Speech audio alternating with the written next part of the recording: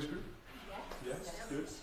How has it been going? Has it been useful, productive? Nice to chat, see people? Good. But also the exercise as well, just getting fitter. What exercise have you doing? Not on sort of any treadmills or pedal bikes and Planking. the plank.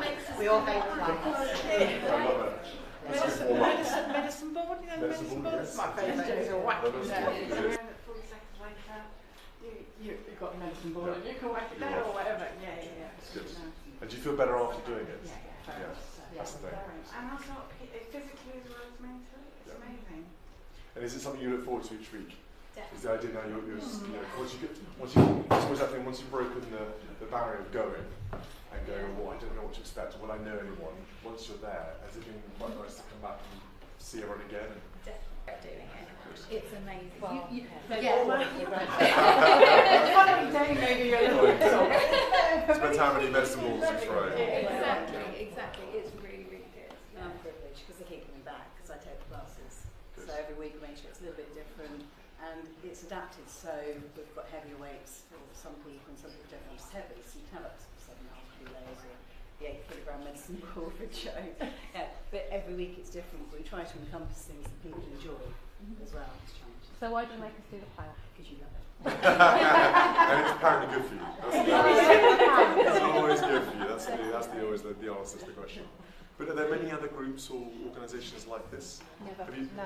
Why is that? You just find it difficult to find them, or they don't exist, or? I don't think they exist specific, whether age specific, because I think obviously we're all a little bit older, it's much more comfortable And there's no mirrors on the wall. There's no mirrors, there's no lycra. Lycra. I'm sure there's some lycra, they always lycra. And there's no pressure. We all have the utmost support and advice. We all kind of G each other on, and there's never any kind of, oh, I'm up here and I can do this.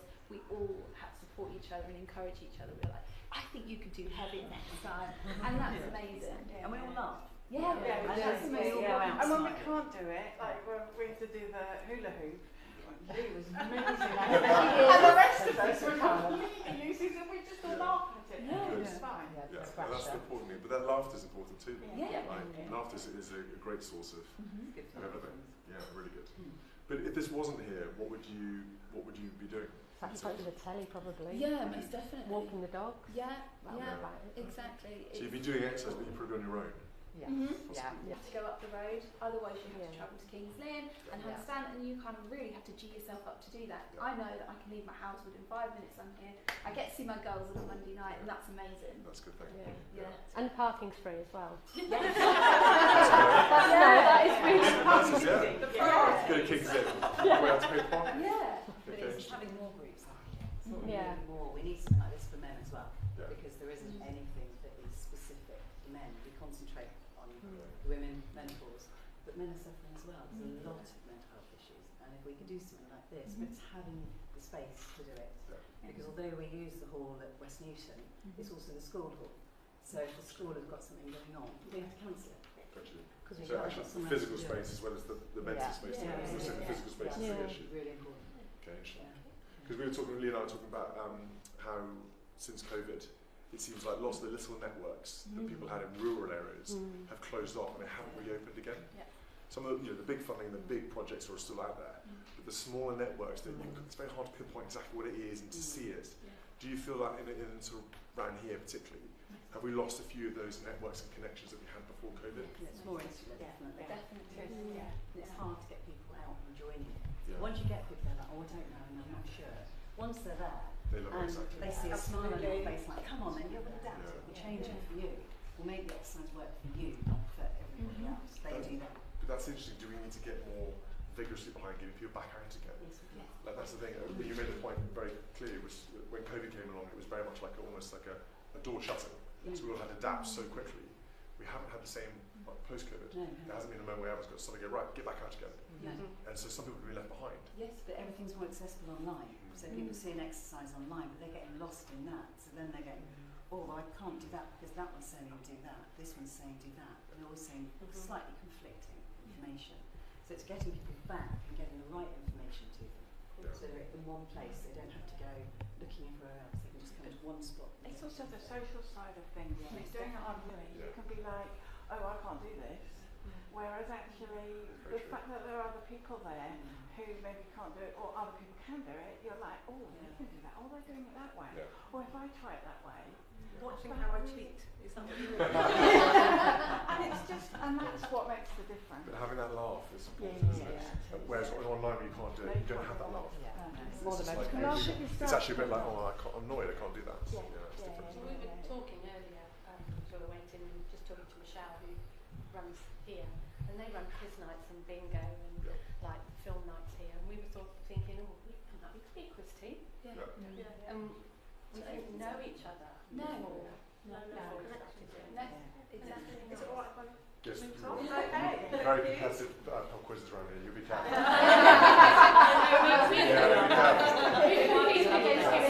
You don't want to be asked. We've competed against you. Nice to see you guys. The lone man himself being here. That's to it. show Absolutely. These guys are amazing. Yeah. They really are. Good. I have to say, they've been with me. You're all right. You're fine, you take a moment. Take your time on it. Yeah. I'll talk until you're ready to say anything. Sure. But it's been that, what I noticed was post-COVID was there was a lot of isolation going on. Yes. People were stopping me and talking to me about it, and I felt that was a bit of a nod to say, well, could you do something about it? And this is a bit of a pilot project to understand what's the need, what's the challenges in the rural community, how do we replicate something like this across the whole UK, so that we're not leaving holes in how we look after people. Yeah. But what's been the experience that you've seen from everyone here? From here in particular, I think you just nailed a couple of the things. It is finding that space, especially, speaking of Norfolk in particular, especially this part of Norfolk, it is quite rural. I think a lot of, you mentioned that COVID, a lot of members suffered through COVID with various things as well, in terms of lots of areas. And us men can be a bit of a funny bunch, which is why we have this men's group, really, because sometimes it can be very difficult for all manner of reasons for men to open up as often as they should, and sometimes the benefit of having a more male group from all kinds of backgrounds. We don't live with them, but all blessed to know that there's usually quite a few more from all kinds of backgrounds. And what tends to be the ingredient that attracts men into a men's group? What do you find is working to draw men in? That's I wish I knew the answer to that. I think once we can get a man through the door and he gets to see us and the way we interact, they tend to come back, and then there tends to be good progress and relationships form. Getting people in the first instance is a struggle. It is difficult. And why do you think that is? I think some of it is for the reasons why we actually have this group in the first place. It's that what is going to, if you have a man who's struggling with their mental health for any reason, finds it difficult to talk, a friend might say, there's this group, or they might see an advertisement for that group, but there's still that thing holding them back. Whatever that may be, whether it's a generational thing or just whether they're brought up or anything like that, can prevent them to do it. What we have seen, I will say, is that one of the benefits potentially of the younger generation being much more open about mental health, that does seem to be working its way up. And I am finding older people, retired people coming in and speaking who perhaps wouldn't have done, but during our conversations we've heard that they'll say, well, actually my daughter or my son has struggled a bit with his mental health, and that's made me think about what I might do. So in that way, that younger stuff seems to be pushing. Next generation encouraging the older generation. It does seem to be, I have definitely seen that. But also access to services, I guess, also. Yes. Yes. Where would you go otherwise to chat to guys, very difficult. A bit of steam. It's difficult, isn't it? It is, and certainly my experience is that mine have become a sort of family in a sort of way that I'm very isolated up here, my family are elsewhere, and it's been very useful. And I've had PTSD issues which have really come back to haunt me, and it's good to be able to talk and not just go on to antidepressants and things like that. you know, to actually deal with real people, caring people, and people you trust. Very trustworthy indeed. And how would you be dealing with all this if this wasn't here then? I think things would have been very who you are. And one thing I will say is Mind have helped me re-establish a new career at 71. No way. Yeah, I know. Dare I ask what you're doing now? Product design. Oh, okay, it's good. It's a safe one. I'm not quite sure what you're going to say at 71. Well, we're very open. We never understand. Well, it goes right. I'm a serial innovator, and I've worked with patent people before, and I'm hoping we've Mind introduced me to the British Library Intellectual Property section, and they've done wonders, and I'm now dealing with a MOD patent lawyer and stuff like that. Yeah, it's, and that in itself probably is motivational for you. Absolutely. It's engaging the brain. It's kind of all I that. have to have a sense of purpose. I can't retire. I have to have a sense of purpose. I've in my businesses, previous businesses, I've put through young people as apprentices, 12 in total, and I thoroughly enjoyed that. That gave me more satisfaction than anything else in my business experience. And of course, you know, when one looks at the Prince's Trust and things like that, the King's Trust, fabulous. Yeah, good. Well, it's important just to work out what these networks and tentacles are in the communities. Yes. Yes. Because when it comes right down to kind of that weekly support, what is there in our communities? I know. What have we built that's going to last generations to help people? Absolutely. I think that's one of the key things that that time, and there's been some good friendships that have been made. Very much. And everyone in that group, you know, regardless of whether I'm hosting it or Mind have put it on, it's everybody's input into that group, which is helping everybody else. And so those relationships form, and sometimes out of those relationships, people talk, and that can bring other people back into that group as well. Yeah. So it can feed upon itself and actually go on doing good beyond the group itself. So if you would give the job of kind of being able to design a model that could be used around the UK and other rural areas, how would you go about doing it? What would you take from examples here that you think is really good, or you've seen elsewhere? What would those ingredients? I think the biggest thing would be what we touched on earlier, which would be to get that message out that you exist in the first instance. So I think the way you do that is by sort of demystifying it to a big extent, trying to normalise it, having some good advocates from all walks of life as well to make sure that people don't, you know, basically try and make it seem much more approachable and much more easy to access. Because as I say, I think getting people in is actually the hard bit, and it's something we're always trying new methods. Some of the leaflets that we have here, they're kind of ways that we're connecting with different parts of our community. So the Docking Market one, for example, that's a place where people from several very rurally isolated villages go, and it's a farmers market type setup. It's been in existence for years and years and years at a very accessible location in the village. So we're not going to set ourselves up in a village hall down the road. The staff go to the market, potentially branded T-shirts, possibly not, because in relation to thinking about how stigma can prevent people from having those conversations. But it's about connecting with people where they generally already are, and then unpicking some of that and seeing what the local need is, and then delivering what the local need might be identified. So, and then some of the pictures are kind of evidence of what we've been doing in different local communities that have met that local need. So we have art and crafts, we've got an allotment, we've got, you know, what's missing. What is the interest in that village? There's no point for like the menopause group for us. Can we introduce you to Granny, our counsellor? Nice to see you, Brenna. How are you? Nice. Yes, Granny, you are doing all the incredible work. Oh, well, I'm so grateful for the opportunity. It's a wonderful thing. Do you live locally? Where are you based? I live in Stowbridge. In Stowbridge, okay.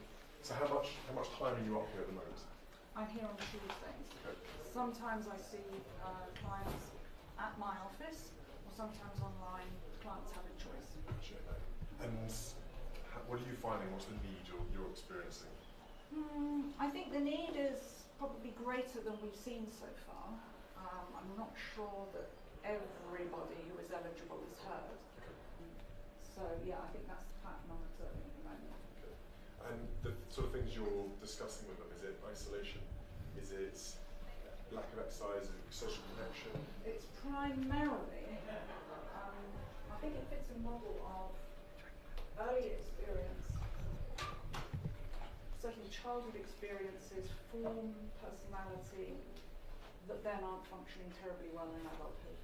And I think people arrive for therapy when that becomes conscious and help is needed. And yeah, Yes.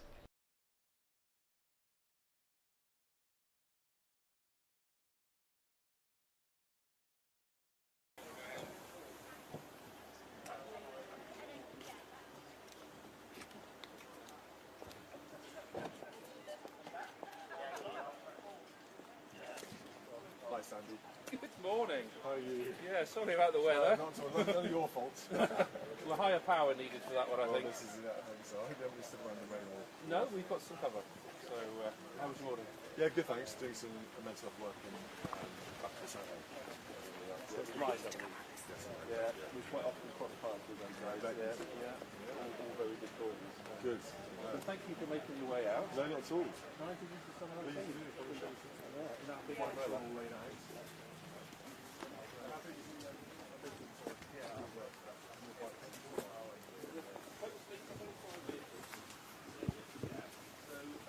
Your car is going to really help make a difference. Having a car on each corner of the estate, as well as our fleet of motorcyclists. I know you're a keen biker as well. I love my bikes, exactly. So Triumph Tigers. don't give them there. Yes. How new are they? 2 to 2.5 years old, those ones. We've got 10 of those on the fleet now. Yes, indeed. Our workhorses, along with the Yamaha FJR as well. Yeah, by all means. Shane, my treasurer. Shane, hi. Get up. Nice to see you. Well, nice to meet you. Andy's going to be our driver this Andy, afternoon. so you're in your capable hands this afternoon. Hopefully. Excellent. And Amanda Nice helps to see you. manage and does a lot of the different duties on in the cars as well. Super. And this is Jack. Helps manage our fleet. And Ian, one of our founder members. Yeah. Nice to meet you. When were you founded? How long ago? 2011. And who helped us out with the birthday party for us? Where was the first blood bike part of the country that came up blood bikes? It was in the King's Lynn area. Was it? Yeah, for us here. But there's been blood bike organisations going since the 60s. Yeah. So when did the need up here change to you guys needing a blood bike kind of contingent? Well, I think it was seen as a sort of other groups across the country, and we didn't have anything in Norfolk. Right. And a few people got together, a few motorcyclists got together and thought, well, we can probably offer the same sort of service. And we started out with 2 second-hand ex-police bikes, and we've grown to where we are today. Bikers love an excuse to go on a motorbike, right? Do you still get the chance? I do still every now and again. Oh, good. Quietly. How much for a good disguise. Yes, this is Gary. How are you? Very nice to see you, Gary. And Jeannie, our membership coordinator. Hi, nice to see you. Good. So, And how many volunteers versus? we're about 100 volunteers across the whole of Norfolk. 129. 129. Fantastic. Some more active than others, but it gives us flexibility to man the roads every night. Every single shift we've got 5 volunteers on call every night, and then every day during the weekend and the bank holidays. Do you have to station them round the county? How do you? Exactly that. So we've got someone in the Lynn side of the county, Norwich side, Yarmouth side, and then some in our central sort of rendezvous team as well. So that we've always got that flexibility to move product in and out from the rendezvous and then to the longer distance runs like Norwich and Yarmouth through that particular service. And a call comes in any time of the night? Any time of the night. So onto a car or bike? Backs of the bike. So similar to the milk box that we've got there, clinical grade thermal boxes that protect the product for up to sort of 9 hours on normal. For our service with the air ambulance, they're good for much longer than that, over 24 hours. They'll maintain the product down to 4 degrees. Very confusing, it says Costa Coffee on the side of the box. Well, not to be mistaken for the coffee run. Not for the coffee run. So yes, milk is involved in those boxes. Yeah. We were very kindly donated from the community grants scheme from Costa Coffee. We also enjoy a coffee of a weekend. I'm sure. And you're never too far away from those machines. When you're topping up for fuel, that's the only place you can get a coffee at 2 o'clock in the morning when you're at a garage. So, and then here we have a few more of our colleagues.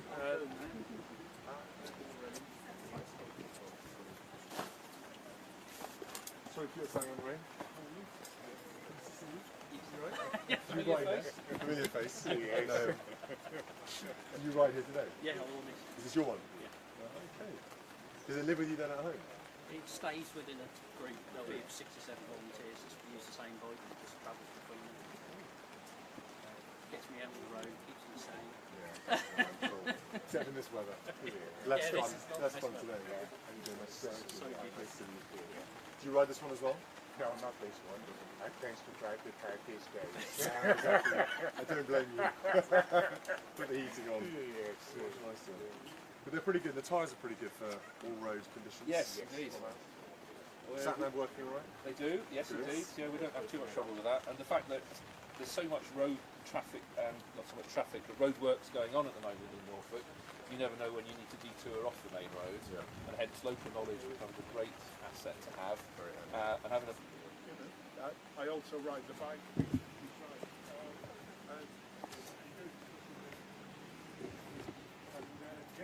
It can get very busy when all the hospitals ring it. Yeah, that happens. Oh, There's certain, when do you get the busy periods? When they... usually just after we sign on at 7 p.m. and the phone goes back. Through the night when it gets on. Yeah, and we get everything done at the first part of the night, and it's only the odd little job then, sort of after midnight. When I say little job, it could be 3-4 hours, so it's just the odd job. Oh, what are you guys? Nicola, hi. Nice to see you. Do you drive the cars, Nicola? I drive cars and also volunteer for any charity fundraising. Good. Incredibly important part. Not just the output of our charity is important, the input, public awareness, fundraising capacity is been a challenge over the last few years.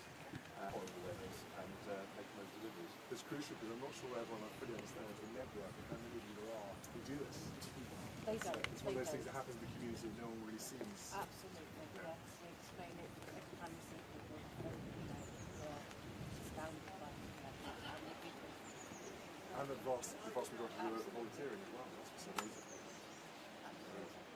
So this is Steve. Steve, Pike, hi. our leadership team, one of the trustees of the charity. Good. Which one's your one then, Steve? I'm with Captain Kirk Captain today. Kirk. How did Captain Kirk get his name, Captain Kirk? We were nicely sponsored by Enterprise. So, Enterprise, Captain Kirk. Makes sense.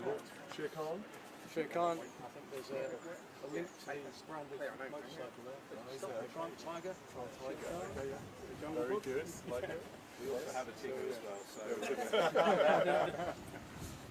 it's a lot easier to remember a name of a bike than it is to try and reference its reg number. I quite agree. No one runs that at all. It's quite good.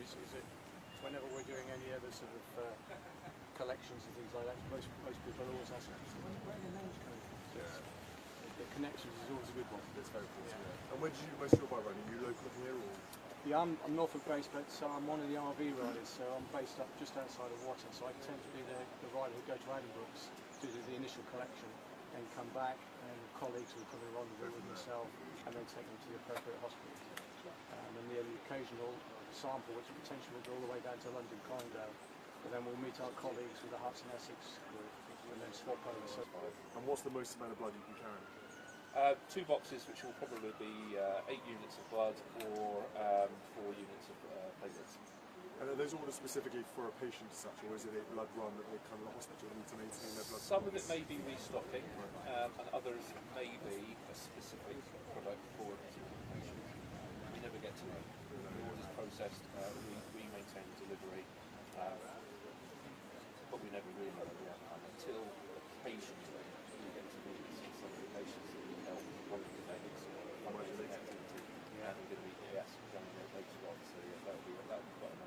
Good. So here we have Guy, Guy, again, hello. another part of the leadership team Nice to and meet you. one of our trustees.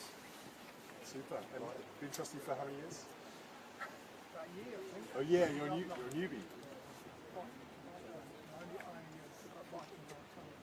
Did you? I was about to say, exactly. That's usually what happens. So you've just taken up motorbiking now? Right, well, I think, I just started with class 6, 7 years ago. Get something back from the next one. Good. You go easy on the road then. It's everyone else driving. That's the problem, isn't That it? is the problem. And this is Adrian. Hi, Adrian. Again, part of our team for quite a long time. Good. Former service. What were you in? Police. Police.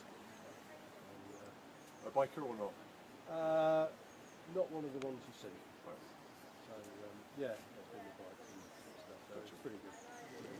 And then about 3 years ago now. Good. And you find it's quite, it's rewarding getting out and doing the job quite a lot. Oh yeah, yeah. Much better off inside there. Nice and warm. Very nice to see you. See you. Bye bye. Brilliant. Right.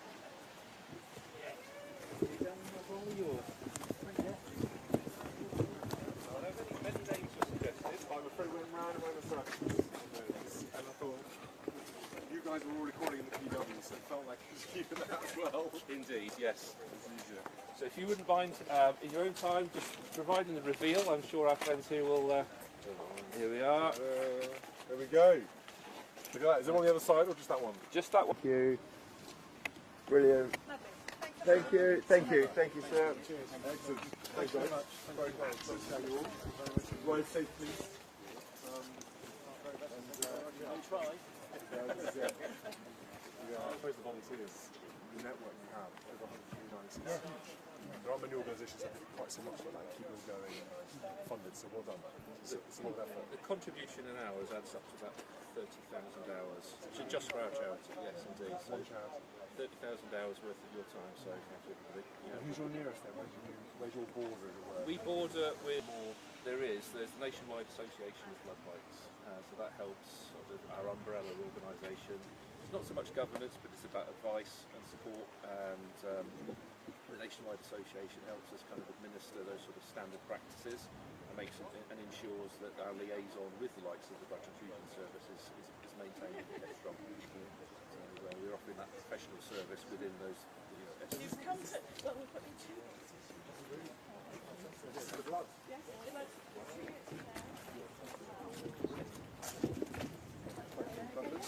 As well. It's quite heavy, isn't it? How much is in there? 2 units, that's all. 2 units. So what's that? 2 bags of blood. 2 bags. And How much is 1 litre in a bag? No, it's about half 3 Yes. So a lot of that their weight is the actual ice packs. Yes. Is the blood can stay in there for 60 hours? 60. Yes. Yeah, indeed. So it goes up, as you can see in a minute, and then it stays there on the helicopter or the package responsible for, and then they'll swap it or they'll use it. So. Yeah, so what happens with blood if it doesn't get used? It comes back, we'll try and reuse it. So it's got a logger in there that's permanently looking at the temperature, because obviously we don't want to waste it, because it's obviously very small. So blood kept the almost 2 and 60. If you can say like that, how long can you, if we did not use it? It's usually 5 weeks from when it's used. No way, that's pretty impressive, 5 weeks. I'm thinking maybe like 10 days or so. No, 5 weeks from donation. As long as it's kept at that temperature. Yeah, You ladies got an umbrella? Work that we've got to go out to ensure As well, so we'll take stuff away. So the other hospitals along the Norfolk and Norwich as well for analysis of certain samples as well. So we'll quite often be taking product from James Haggett or from Peter to bring it to the microphone. We'll let you go in because I'm quite sure we get soaked. Very nice to meet you all. Thank you very much. We'll look carefully on the blood.